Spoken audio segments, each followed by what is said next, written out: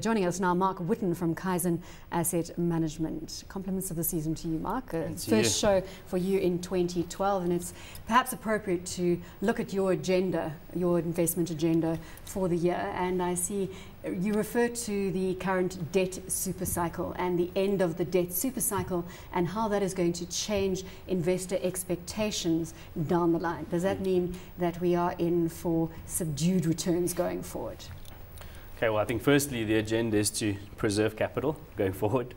In terms of the debt super cycle, yes, I mean there has been, if you had to strip mortgage equity withdrawals out of the US GDP over the last sort of 5 years, well, particularly between 2004 and 2006, I mean America was already going into a recession in 2005. So I think that ATM, you can see the Bernanke's doing everything he can to restart that residential market, and I think they're battling. It might have reached the bottom, but how long can it bounce along at the bottom?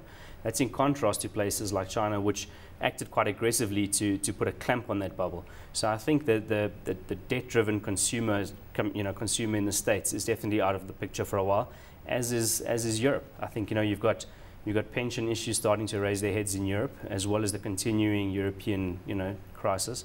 So yeah, I think there is going to be a new normal. I don't completely agree with the PIMCOs of the world.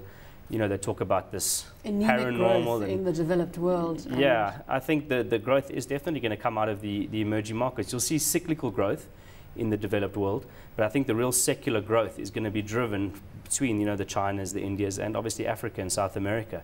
And you can see, particularly the European companies that do a lot of business, be it in the East, such as Volkswagen, etc., Daimler, they really are predicting record years. They're not seeing massive slowdown. They're seeing, if anything, I mean, look at the likes of Swatch, Richemont, their growth coming out the East is still very, very strong, high double digit. Well, let's focus on that agenda of capital preservation. What would be the first move that you would make in order to meet that mandate? Look, we're still reasonably bearish on South Africa. We think that due to, be it electricity constraints, a reasonably militant labor force, inflexible wages, etc., that we don't see much growth in the industrials locally, but some of the companies that have international earnings, the defensives, particularly the likes of, like I said, Richemont, British American Tobacco, the SABs, we were speaking about them earlier.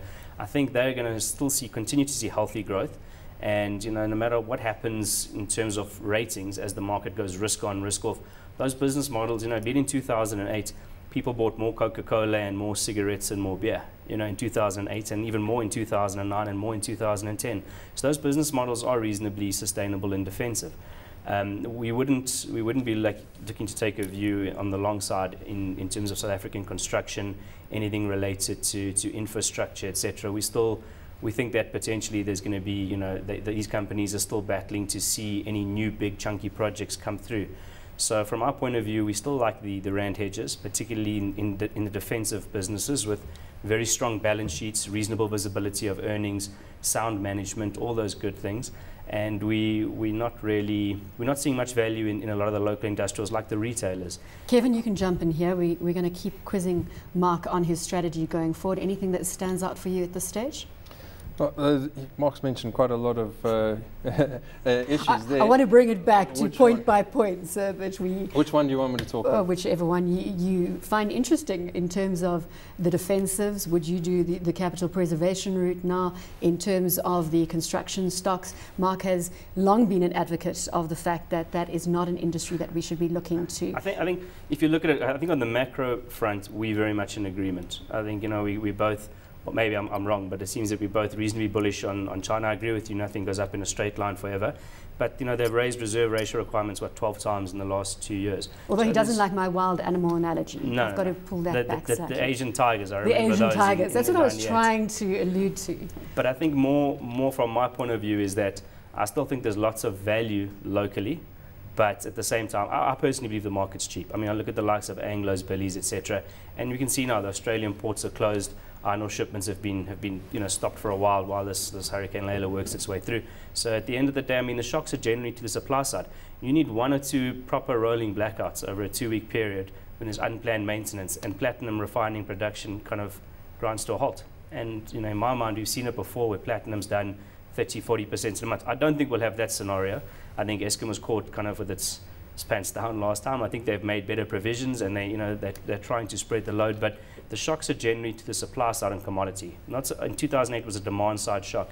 I don't think we're going to see that again. I want to focus now on a couple of the stocks that you have brought to the fore. One of them being Richemont, and again I refer to David Shapiro on Richemont because he says that this stock is never going to get cheap.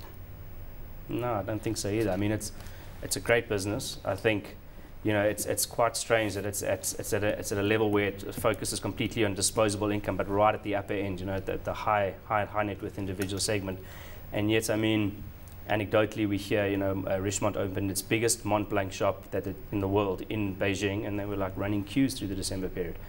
Swatch, you saw their sales. Tiffany, on the other hand, their sales weren't so good. So, from our point of view, we believe that, that end of the market is reasonably well protected. They're going to continue to make money. In October, I see if you just look at that graph, if we refer to it, we were just around that 36 Rand level. That, of course, being October 2011. Were you accumulating at those levels? Yeah, that was when the market corrected quite sharply just before that. I mean, it doesn't follow the market directly, but the end of July going into August is where we saw the big correction, and Richemont held up reasonably well, but then it seemed to come off quite bad. I'm not sure why it came off going into that month. You can see the rally after that, but yeah, we've been generally we've never been on the short side in Richemont. We wouldn't short it. We've always played it from the long side, and we very much, it's at a certain level, you lighten up, but definitely below 40 Rand, it's a gimme. Kevin, Richemont? We're not quite as bullish on Richemont. We think it's a fantastic company. They have been very conservative over the last few years, especially since 2001, so they are sitting on an enormous amount of cash. And definitely the Asian consumer story is a big theme, but we think that a lot of that's already priced in. And there are opportunities that you get to buy Richemont cheaply. And they only come around every few years though, so you have to be patient. At below 40 Rand, we were accumulating some, but not aggressively. We'd like to see it closer to 30 Rand at the moment. Bidvest is one of the other stocks that you've offered up for discussion, and we drilled down into the stock extensively with Mark Ingham from Ingham Analytics. He feels that they've appropriately positioned themselves to take advantage of Asia. Asia is going to become a more and more significant part. I think it's a 30% contributor at this stage to the company's growth. Do you favour Bidvest at current levels? Do you feel that there is value unlocked there? We do not. Something for that reason we like it, but that wouldn't be the reason we've been a buyer of Bidvest.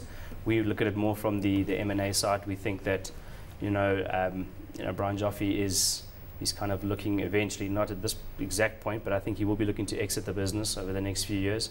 And I think that the bid food service, there were two bids, excuse the pun for it, last year. And when you look at the amounts they were talking about that they turned down, I think going forward, that business we expect should be either unbundled or sold. Particularly in the European side, I think it could be a huge unlock of value. Can I bounce Bidvest off you as our closing part of the show? As a diversified industrial company, we think it's very good. It's got a lot of the moats and defensive qualities that you would like. I wonder if the market is going to see that realization in the value unlock anytime soon because of the way that they handled it. They basically said that they'd like to keep it in-house and allow it to generate returns for them. And if they do get that, where else are they going to put the money? Ultimately, it'd have to be returned to shareholders, which I don't think they're comfortable with doing at the moment. It's still a good story, but I don't know if we'll see any of their businesses broken up at this stage.